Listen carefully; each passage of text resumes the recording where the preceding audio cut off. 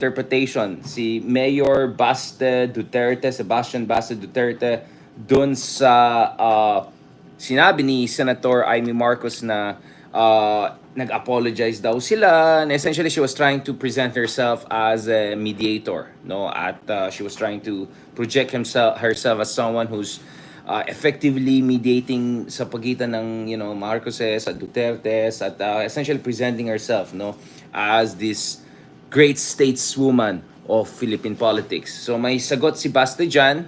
Ayan, pag-usapan natin short, talagang Duterte din eh. So in fairness, medyo na mana din siya sa tatay niya, and mukhang nag-insist yung Duterte side dun sa kanilang position laban sa kasalukuyan na administrasyon, no? Now, pag-usapan din natin itong, kasi kanina nakita natin paglabas ko ng YouTube ko, ang unang lumabas na naman si Madam Buljak TV. At nung nakita ko yan, pinalitan ko na yung Adidas jacket ko. Sabi ko mag-change costume tayo kasi mamaya tatapatan natin yung analysis niya. Yan, guys. Yan, para naman. Diba? Kasi guys, ito medyo may bardagulan na nangyari. Dahil yung anak ni Enrile, na in charge dun sa Special Economic Zone sa Cagayan, had a thing or two to say about bayaran na vloggers. Pro-China bayaran na vloggers. At inakuza niya isa sa mga malalaking opisyales ng dating administration, and someone who's now actually working in China. So hindi lang nag-work sa China si major blogger, walang publication, pero scholar daw, gano'n. Hindi lang yun nasa Beijing, meron din iba sa Beijing. Alright, pag-usapan natin Beijing, from Beijing with love, Beijing connection, yan. Marami tayong pag-usapan. Okay. Ito. Dahil mahal na mahal natin ang bayan natin, at dahil gusto natin si Andres Bonifacio, okay guys, magsimula muna tayo kay Bossing. So bago tayo pumunta dito sa, ayan, of course, marami tayong pag-usapan. Ito, isa to sa mga pag-usapan natin to, yung response ni Baste kay Amy Marcos. Sabi niya, I feel sorry for you. Walang wow. That's a very Duterte way of doing things, saying I feel sorry for you to a Marcos and an Amy Marcos for that matter. But before going to that, and also itong away ni Andanar and Boljak TV versus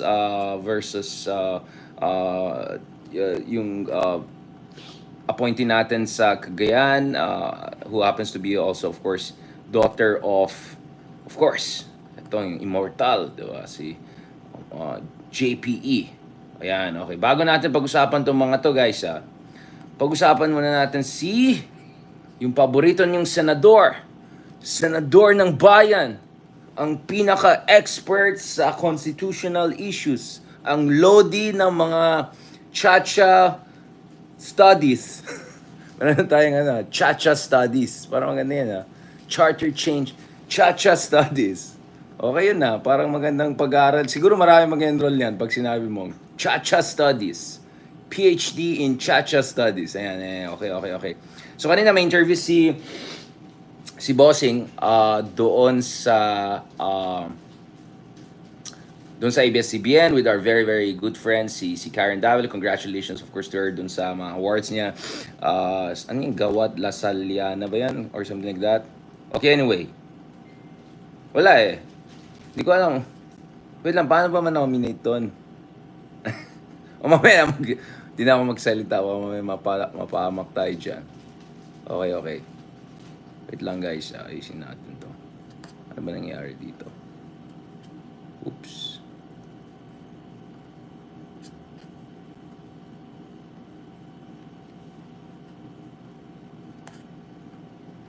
Oopsie. Mukhang di kaya ng internet natin na-disconnect yata yung isa. Disconnect bar, hindi. Next, nasaan na? Na-disconnect ba tayo sa Facebook? Parang nagalit dating CGTN sa... Wait lang Guys, wala tayong sinasabi, nag-explain lang ako dito, okay? Relax lang kayo dyan, okay? Bago kayo magalit sa akin, pasensya na, ulitin natin to. Mga patingas, mayroon kang internet dyan? Naka-off na yung mga phone ko. Hindi, yung sarili mong internet, wala akong sariling internet dyan. Tignan mo nga, parang nawala natin isang ano ko live ko. Ano ba yan? Okay, guys. Sensya na, talagang sorry nakabalik kasi tayo sa fourth world. Ayan naman, ang laki-laki pa naman bayad natin sa internet, my goodness. Pang US yung level yung bayad natin sa internet natin. Ay, na-miss natin ang Japan. Japan. Buti doon, kahit naka 5 platforms na nabukas, live pa rin, go pa rin, walang problema. Ano? Ay, mamaya, next time na lang, interview natin si Lord De Vera, invitahin natin si Bossing Lord De Vera, baka. Ganda, actually guys, please go and check my interview natin ni Project Pilipinas with Mark Gamba with Lord De Vera. Ang ganda ng mga ibang analysis niya, yung sabi niya, yung expectations niya under Marcos Jr. So far, nagkatotoo in fairness. Actually, he was one of the reasons na sabi ko, don't push the panic button yet kung if ever nanalo si BBM, because he's not necessarily gonna turn out the way you thought he's gonna turn out. Okay guys, so in fairness, ayan, kung na-confirm natin, na-disconnect pala tayo dito. Alright, ulitin natin to guys. Pasensya. Ha? Ano ba talaga? Nagkakaano. Hindi, pero parang kanina yun. Hindi yan live. Na-disconnect siya bigla. Ay. Okay lang yan guys. Kayanin natin. Dahil sa pagmamahal natin sa bahay natin, pipilitin natin tong third world internet natin. Diba? Alangan naman guys. Grabe naman to. Nakaka-frustrate. Di ko na sasabihin anong internet connection natin. Nung isang time nga sa Baguio, internet connection, ginamit ko yung dalawa. Wapax pareho. Ay. Ba't kaya yan ito? Ay.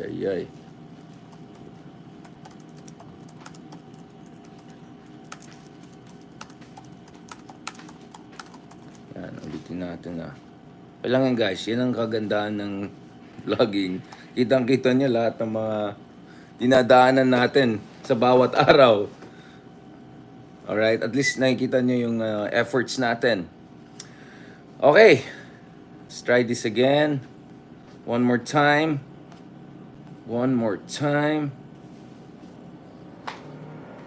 Para sa bayan. Yan, para sa bayan.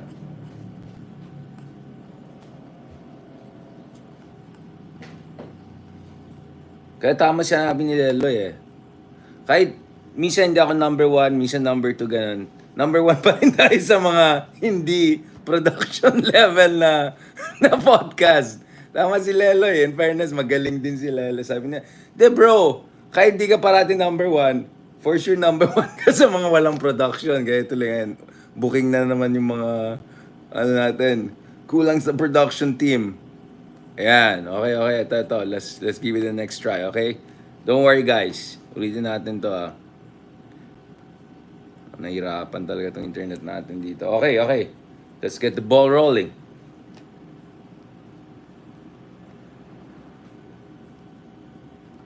Next try. Okay. Alright, guys. We're back in business. Pag-usapan natin ulit. Ang dami natin pag-usapan. Di pa tayo nagsimula. Dahil dito sa mga third world level technologies natin, sana bawat araw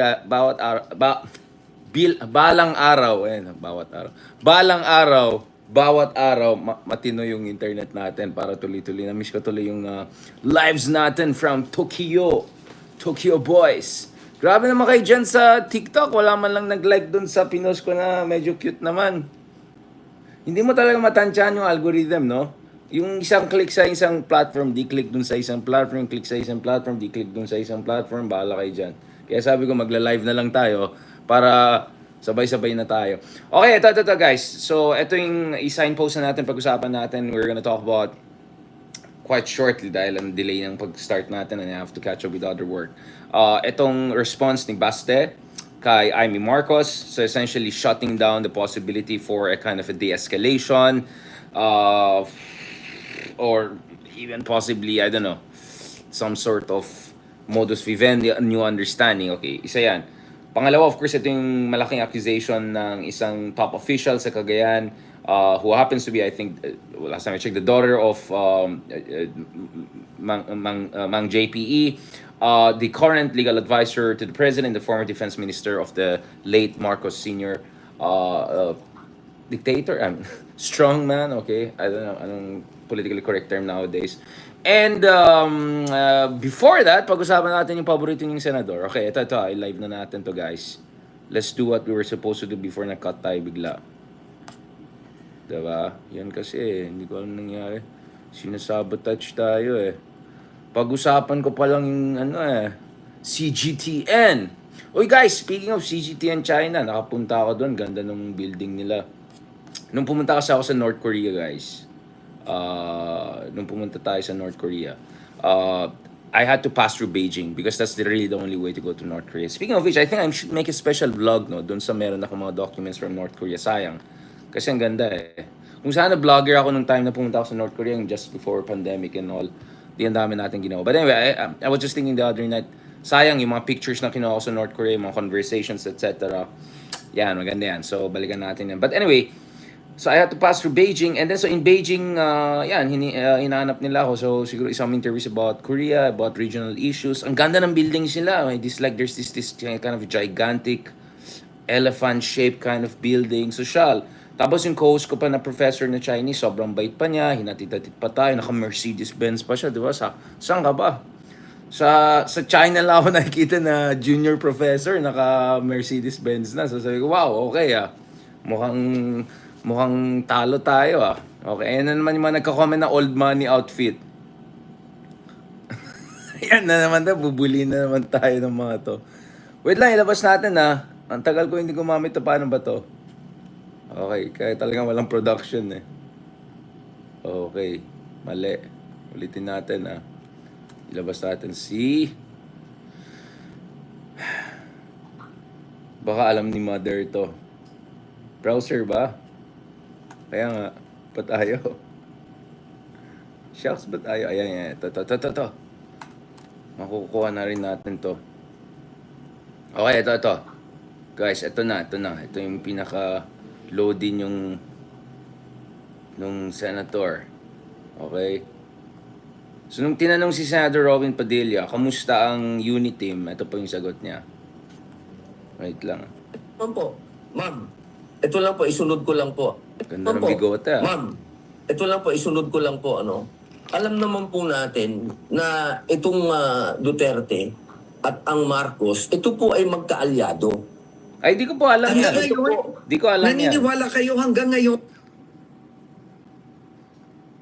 Ako po, membro po ako ng unit team at ang ako po ay nasa ilalim ni Inday Sara Duterte. At si Vice President naman po, nandoon naman po siya sa rally din ng Bagong Pilipinas. So sa akin po, nakikita ko po na buo pa rin kami. Nagkakaroon lamang po ng iba't ibang political, para po sa akin, point of view. Kasi sa akin... Ganda na. Parang, so apparently differences in point of view lang. So, pag inakusa mo ang presidente na gumagamit ng illegal na stuff, it's just a difference of view apparently. Kung nag-incite ka to rebellion and secession, rebellion and separation of Mindanao, apparently it's just a difference of opinion, right? That's a very interesting way of putting it. Ano lang guys, difference of opinion. Kasi nag-attend naman si Sar doon sa rally ng bagong Pilipinas, whatever. Okay na daw, wala nang problema. Magandang talagang very convincing to. I find this very, very convincing. Okay Ang nakikita ko, ito naman po, hindi naman po yung pagsisinungaling. Hindi naman nagsinungaling. Ulitin natin ito yung explanation ni Bossing. Number ito one. Lang po, isunod ko lang po, Alam naman po natin na itong Duterte at ang Marcos, ito po ay magkaalyado. Hanggang ngayon? Naniniwala kayo hanggang ngayon? Ako po, membro po ako ng unit team at ang ako po ay nasa ilalim ni Inday Sara Duterte. Nasa ilalim na Inday Sara Duterte. Ano ibig sabihin nun? Di ba senador na siya? Anong party ba siya na nasa ilalim siya ni Sara Duterte? Hindi ko gets yan. Ano yung basihan na nasa ilalim siya ni Sara Duterte? Wala naman sila sa isang party. And he's a senator. Last time I checked, a senator is supposed to check and balance the executive branch. Last time I checked, Sara Duterte is the vice president and a member of the cabinet. So last time I checked, hindi pwede yung isang senador ay nasa ilalim ng isang vice-presidente. I mean, but what can I say? Siya po yung ating minamahal na senador at siya po ay isang eksperto sa charter change. Ganda pa nga mga explanation niya eh. Kasi biglang change tone siya sa charter change niya. So, yun ang sinasabi ko, di ba? The guys, honestly, isn't it weird?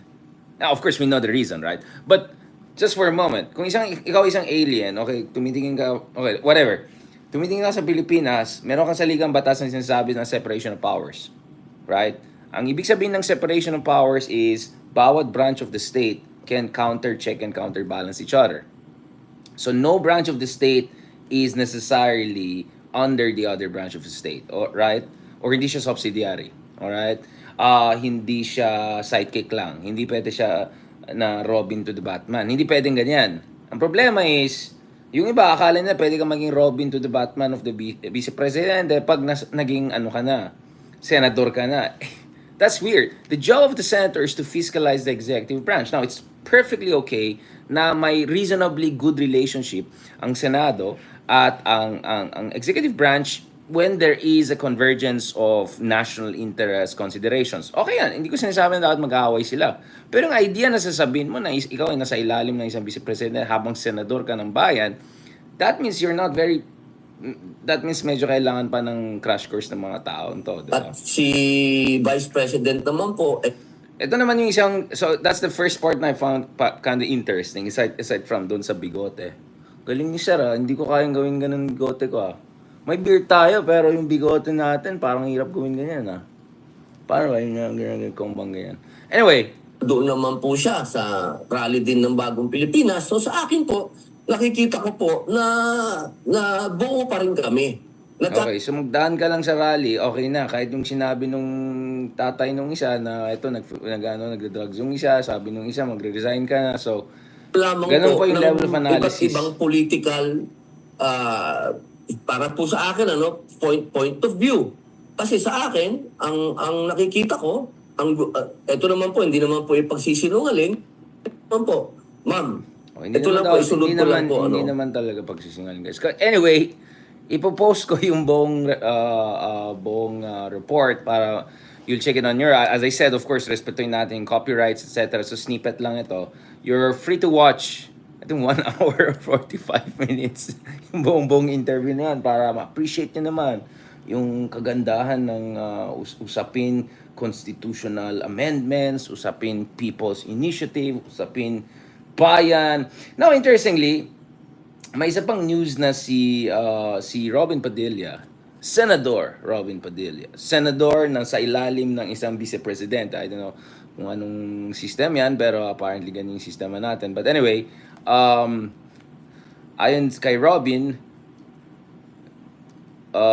Senator Robin, isa pa, actually meron tayong isa pang problema, guys. Dahil actually, currently they're pushing for a new law sa Senado para i-consolidate yung ating mga maritime entitlement claims at saka yung ating maritime borders. Of course, this is part of a broader effort na sisiguraduhin natin na legally speaking, hindi lang in terms of international law but also in terms of domestic laws, in line tayo sa arbitration award of 2016, in line tayo sa mga prevailing international law, at of course, meron tayong legal pushback and legal consolidation ng ating claims in light of harassments by China.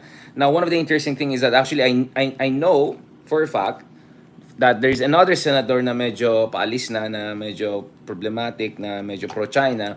But what I didn't know is actually now you also have a situation whereby Senator Padilla is also putting the brakes on dito sa proposed Philippine Maritime Zones Law dahil para sa kanya dapat dapat isingit yung issue ng Philippine claim sa Sabah.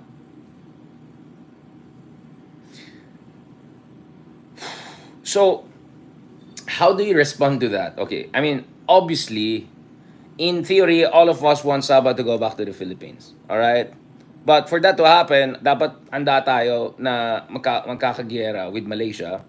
And last time I checked, things didn't turn out very well when we tried to get Sabah back from Malaysia back in the day. And I'm not saying we should stop doing that.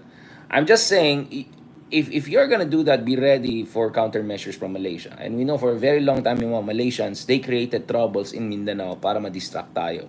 In fact, there's a big suspicion na yung rebellion sa Mindanao there was a Malaysian hand there to ensure that the Philippines is bogged down. But I'm just telling you, all right? I'm just telling you. Now, kung matapang itong taong to, napaka-perfect yung bigote na pang Marcelo del Pilar and all of that, ang tanong ko is, nasan yung tapang niyan pag pinag-usapan ng China? Right? Because actually, to be honest, I don't know kung, well, I'll just, presume innocence on this point.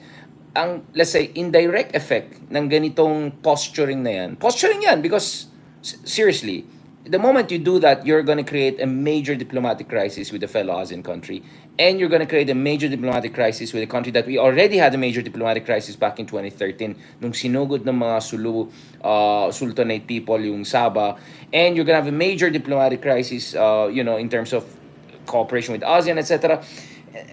I can go on and on and on about that. Okay? Na gusto mo ng ganang gulo, o sige, mag-DFA secretary ka na lang or something, or mag-presidente ka. But going back to this, okay naman sa akin yan na natapang-tapangan tayo sa Sabah, pero dapat mas matapang pa tayo sa nangyari sa West Philippine Sea. Alright? Which has not been incorporated into another country.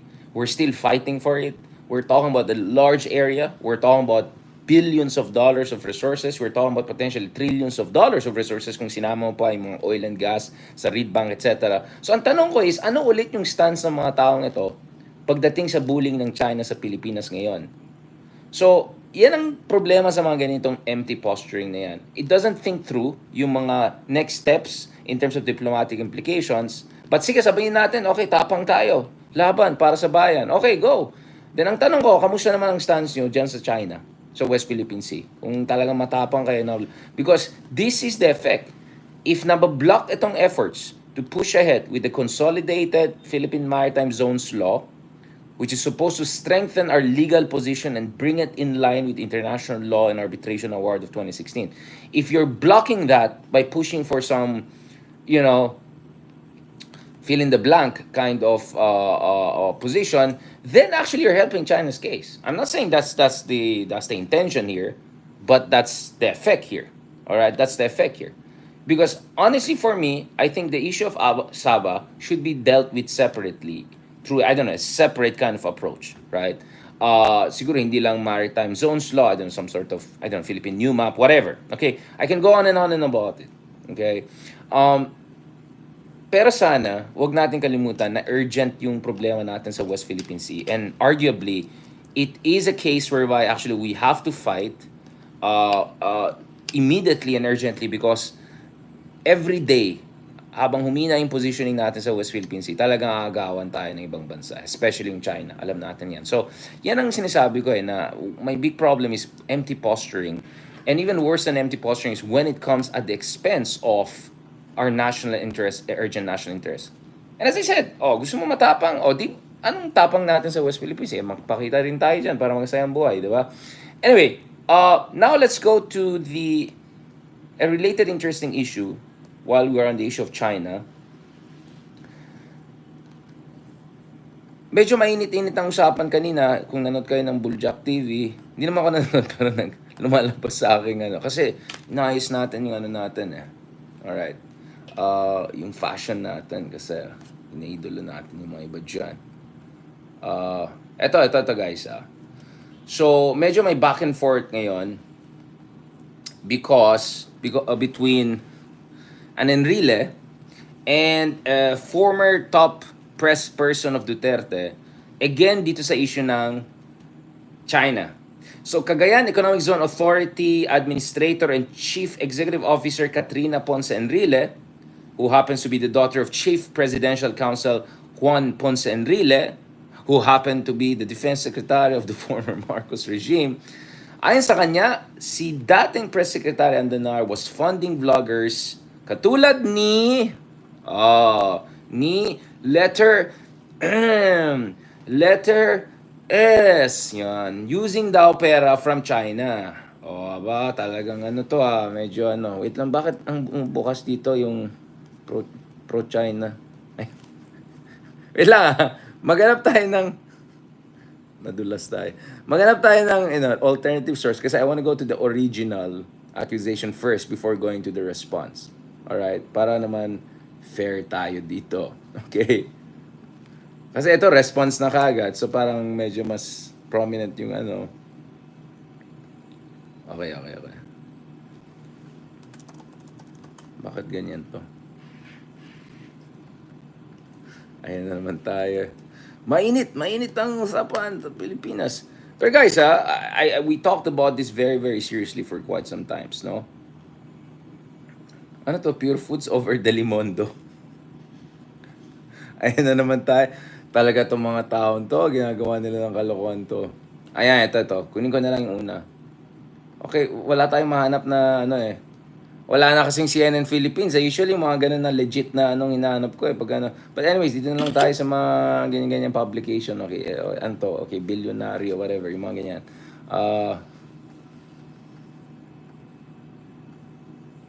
Ito.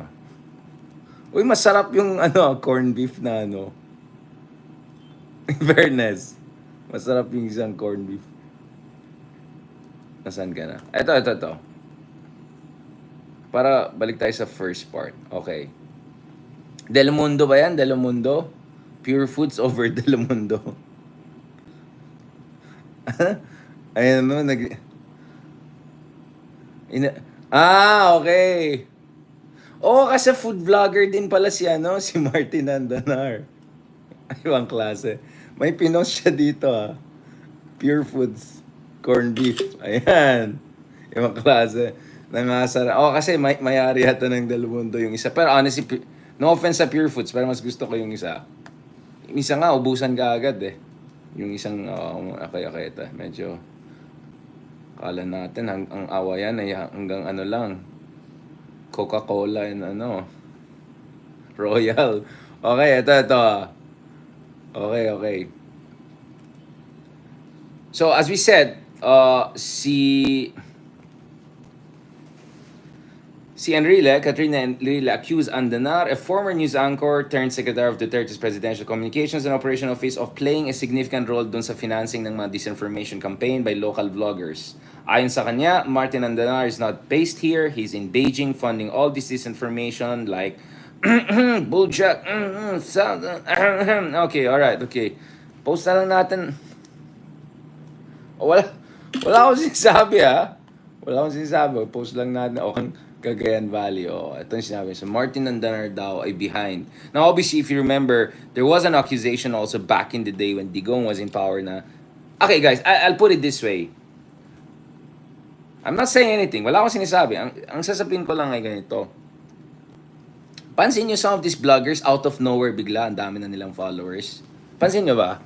Di ba may mga analysis din na parang suspiciously parang boosted kaagad yung following and engagement nila. Wala akong sinasabi, Google nyo lang yan. So, the idea of someone being behind the rise of these bloggers out of nowhere, because let's be honest, pag pinag-usapan na ng mga bloggers na to, ano ulit yung mga backgrounds nila? Ano ba yung mga... I mean, I have nothing against anyone getting engaged in bloggers and all of that. But, you go zero to hero right away. And in the first 6 months of Digong, suddenly, some people have, analysis on that. Pero wala akong sinasabi. Tanay na lang natin si Ronald Llamas para may salam siya sa akin. Alright? So, essentially, this is important because yung etong businesswoman na yan, na head doon sa Cagayan Special Economic Zone, ang Cagayan po ay nasa frontline ng Philippine-China issues. Dahil napakalapit ito sa sa Taiwan, at of course concern ng China is that magkakaroon ng more American military presence sa Taiwan. So malaki yung concern ng China pagdating sa ano nangyari sa Cagayan. Now, ang concern naman ng administration is baka yung mga Chinese companies at yung mga Chinese operators ay may ginagawang mga fishy stuff or more than fishy stuff or I don't know, corned beef stuff, I don't know, whatever sa Cagayan. And of course, there have been accusations that even the top elected leader in Cagayan may have been influenced by China. Yun yung tinatawag na influence operations. Now, I'm not gonna pass a final judgment on that, but this is a very sensitive issue.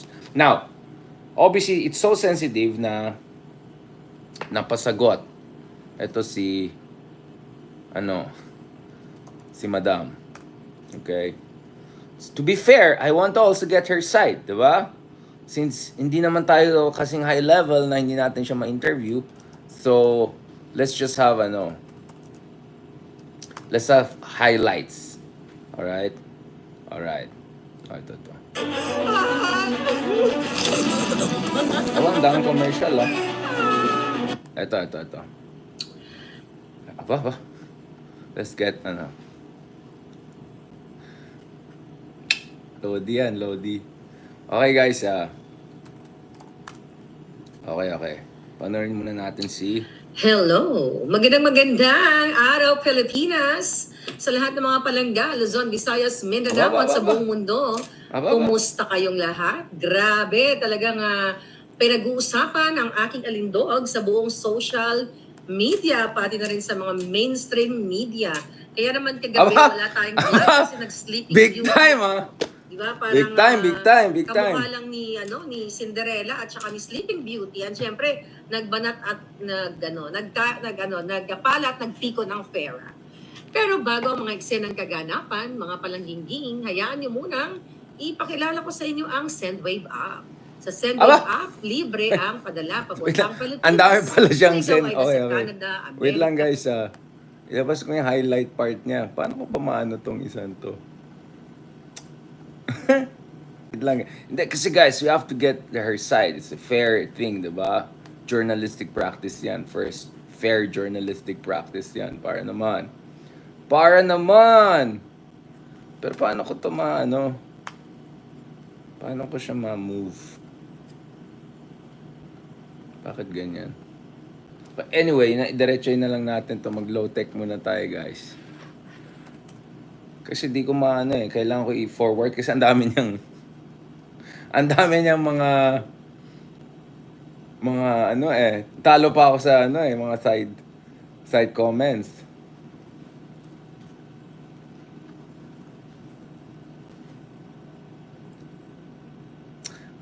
Ang problema naman kasi sa kanya, ang dami niyang mga hanash. Napupunta kung saan yung topic. Napunta pa sa topic ng Liza Araneta. You want to continue to listen to their rants? Go ahead. But understanding their talagang eksenang kaganapan, mga ang topic natin ngayon ay dog. Ako pa palangga, nagsalita, okay? Itong si Katrina Ponce Enrele ba? Enrele, okay. Yeah, si Katrina Ponce Enrele ano man siya palangga, in-appoint man siya ni Coting bilang chief dyan sa CESA, Cagayan Economic Zone Authority. So itong si Enrele, mga palangga, meron siyang hanash. Ayan. Okay? Meron siyang hanash. Yung nagsasabi yan tungkol sa kaso ko, wait lang, okay? After this, isa-isa natin sila. Malakas ang kalaban, pero isa-isa lang. Okay, mga kababayan, i-share muna natin sa lahat po ng hindi pa nakarinig. So, nagsalita ang appointee ni Kuting ng Norte, appointee ni Lisa Smugs na si Enrile, na akala mo naman napakalinis ng record nila sa Pilipinas. Baka magka-problema tayo. Bago magtuloy-tuloy, tanungin natin, kumusta na ba yung... Never mind. Okay, I'll just na-stress ako. Dami kasing commercial, tayo, copyright issues tayo, Diyos ko dahil. Anyway, na-block na kayo. Bahala kayo dyan. Hindi pa yata ako na-block. Let me double check. Baka naman. Hindi, anyway guys. Ito. Paki-check yung kanyang response. Kasi ang pansin ko sa kanya, ang dami mga side comments. Meron pa yung mga biglang, baka mapunta naman sa Chanel, mga ganyan ng topic. But ito, lastly guys, ito na lastly. Okay? Don't worry, ipopost ko. As usual, dahil alam ko hindi nyo matiis na panoorin lahat ng kagalingan ng mga taong to. Minsan kukunin ko lang yung highlights, no? Yun ang gagawin natin. Kukunin yung highlights natin and then mag-response tayo. Or, as you love it, Kukunin natin ang highlights at mag-react tayo para magkaroon ng split screen effect. Yung favorite niyan. Alright, ipopost natin yan para gets na niyan. Alright? Okay, now let's go to the last part. This part is very important, mga mga Kaidarians. Ito na. So, as I said, if tinignan mo yung Uniteam crisis na yan, one of the biggest problems they have is that wala silang middleman. Wala silang tao, or middlewoman for that matter. Kasi sabi ko nga, kung tinignan mo si Ma'am Arroyo, well, base sa intelligence na nakuha natin kay Mark Gamboa, mukhang she already, parang na-sense niya yung saan yung inip ng hangin, diba? So, mukhang she's not challenging na the leadership as much as some people would expect her. Pagdating naman kay Martin Romualdez, well, we know that where he stands. Because the reason I'm mentioning these people is because both Martin Romualdez and Arroyo, although in reality more Martin Romualdez actually, played a very, very crucial role dun sa pag-consolidate ng Uniteam. Because had Sara Duterte decided to run, baka BBM would not have considered even running at all. Or, pag parehas silang tumakbo, baka that would have opened the space for Lenny to win or some other third party. So, bringing those two groups together was a very important part, and you needed to have an intermediary. Alright? And actually, base sa pagkaalam natin, Martin Romualdez was the key factor there. But, to a certain degree, Tita Arroyo was also involved in that. But not to the degree na kiniklaim ni super political analyst, expert, intelligence source na si Shian Gaza. Alright? Okay. In fairness, si Shian Gaza, tama siya dun sa mga ibang anash niya. Lalo na yung bardagulan na nangyari sa poblasyon. Pero yung mga political hanash na, nako talagang sablay na sablay. Anyway, so that leaves who else? So IMEE Marcos, being the sister of the president, and at the same time having at least on the surface, a good relationship with the former president also, sees herself as a natural kind of bridge between the current president and the former president, especially sa gitna ng ganitong bardagulan and political crisis na nakita natin. So, not long after that whole weird rant, whatever, incitement to rebellion, even some would say not only weird, but potentially criminal, and all of those, well, last time I checked, baseless accusations against the president, and oh my goodness, all the other hanash. IMEE Marcos came in and said, no, this is not the end of the story. Nakausap ko naman yung mga tao, mga kaibigan natin dyan sa Davao, and in particular, the current mayor of Davao, who happens to be, of course, BASTE. No? So, following yung mga sharp statements, no, at yung mga exchanges, incendiary rhetoric from President Duterte, and also the exchanges and the response from BBM, etc., sabi ni IMEE Marcos, this is her claim, na nag-apologize daw yung mayor ng Davao sa kanila. Or I mean, nag-apologize dun sa kanyang call for sorry, na-distract ako kasi inisip ko pa rin yung Buljak TV kanina. Okay. Well, okay. Okay, back. We're back. Okay. Ito. So ang claim niya ni Marcos was she kinda intervened to make sure na things do not get out of control because after all, of course, mahal niya yung kapatid niya who happens to be president. At the same time, she's very good friend of the Dutertes, especially the former president. Now, one of the things na at least nakakabahala dun sa ibang tao is that you cannot dismiss what happened in Davao as just a Duterte thing because even the son, even the mayor of Davao, even another governor, Alvarez, among others, were more or less on the same note or were not necessarily disagreeing dun sa mga most incendiary comments by the president, right? Okay? So in light of that, ang claim was, afterwards, nagkaroon ng apology. So, ito yung kine-claim ni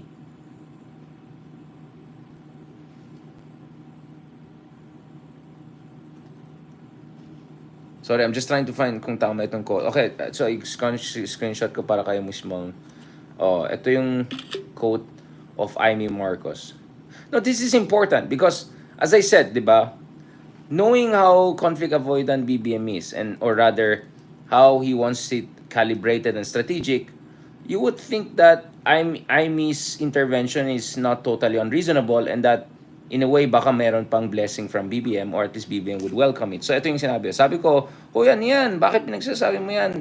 Tapos sabi niya, sorry, ganun, nakakatuwa nga eh. Pero naintindihan ko kasi, syempre, yung nagbababag, nagbababagbag talaga yung damdamin ng bagets eh. Syempre, yung tatay niya, tsaka yung ate niya, or referring dun sa, I think, potentially yung ICC case, no? So, sabi niya, hey, what's that? Why are you saying that? Sabi niya daw sa kanya, sorry, it's like that. It's funny, but I understand because he's really bothered, including his foreign sister. So, in short, parang, she was trying to frame this as, or at least yung narrative dito, or yung characterization dito is, naging emotional lang tao.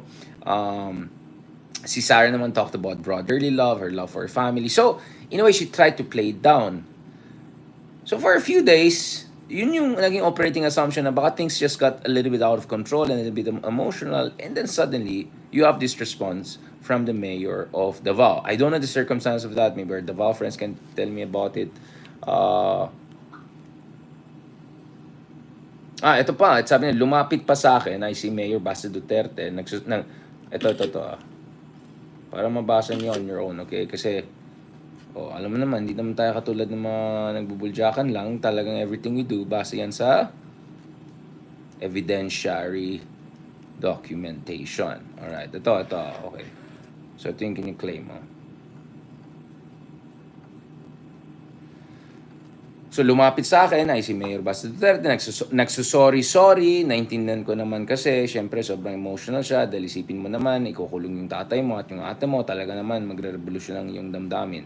Something like that, alright? So in English, Mayor BASTE Duterte approached me and said sorry several times. I understand because he was just very emotional, because if you think about it, your father and your sister will be in prison, your emotions will indeed revolt.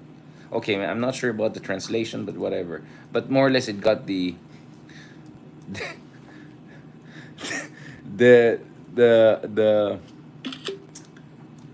it captured the spirit of the statement.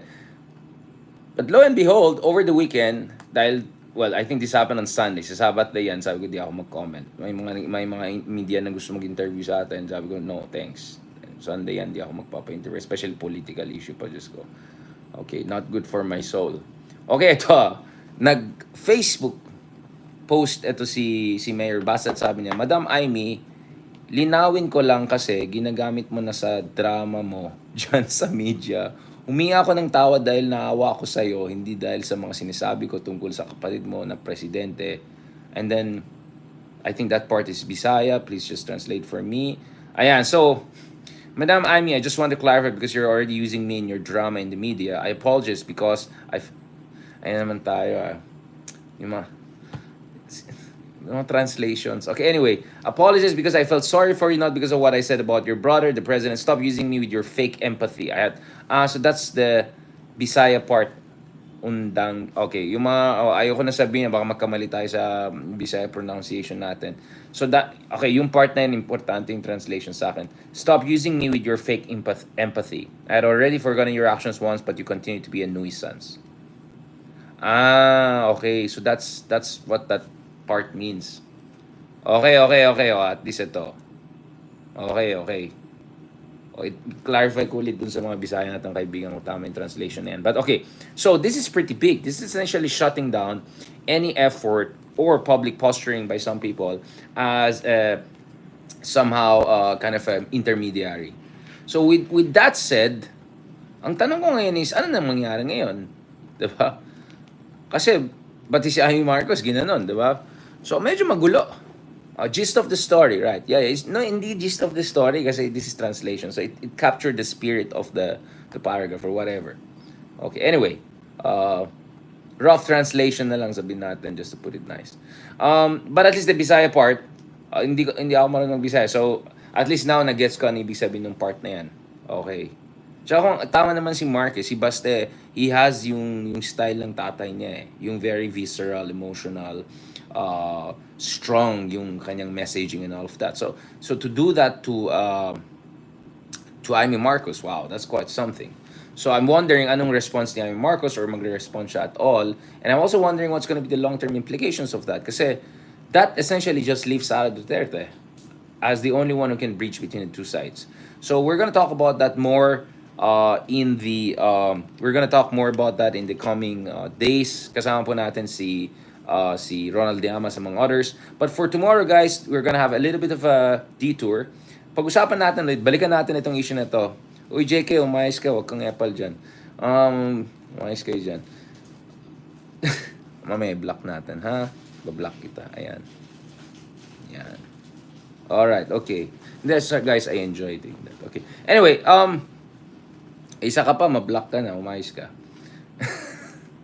Now, guys, balikan natin itong issue na to. Tomorrow we're gonna have a detour kasi pag-usapan natin. Remember I talked about the pink wave, and I also talk about I'm talking about not pink wave in the Philippines. I'm talking about the pink wave in Latin America. Yung nanalo yung mga progressives sa Chile. Yung current president of Chile, Boric, is my age. Last time I checked, mid-30s lang. Yung pagbalik ni Lula da Silva, both of them were able to defeat Trumpian figure. Especially in the case of Brazil, of course, you're familiar with the person I'm talking about, Jair Bolsonaro. No? Horrible, tropical Trump ang tawag sa kanya. So, let's try to understand how did they manage to do it in Latin America? Because Latin America is very, very important for us. Yung kasaysayan natin, yung connections natin, and more importantly, yung circumstances natin. Kasi kung tinignan nyo, guys, kung tinignan nyo, yung circumstances sa mga bansang yan, yung inequalities, corrupt politicians, disaffection with state institutions, broken public transportation, high levels of poverty and hunger, high concentration of wealth among few people, the whole codillo, haciendero, political dynasty problems, mas similar tayo sa Latin American countries kaysa yung mga ibang Asyano na bansa. Ang layo natin sa Japan, Korea, yung mga ganyan. Malayo rin tayo sa mga maraming kasama natin sa Southeast Asia. So to be honest, I think we are more similar with Latin American countries. So tomorrow we're going to talk about Philippine, Latin America, with someone from the region, from Latin America, someone who was an ambassador to United Nations, someone who knows Latin American affairs very well, and someone who also cares and loves the Philippines. So there's a lot that we can catch up on. Okay, let me also block this. Okay. And one bad comment, you guys are gonna be blocked here, okay? Wala tayong time dito for basura, okay? I want to keep my comment sections as clean and good as possible. So don't test me, okay? One bad comment, you're done. Because hindi namin kailangan, okay? Alright, okay. Anyway, wala na, block na yan. Relax ka lang. Si Axel.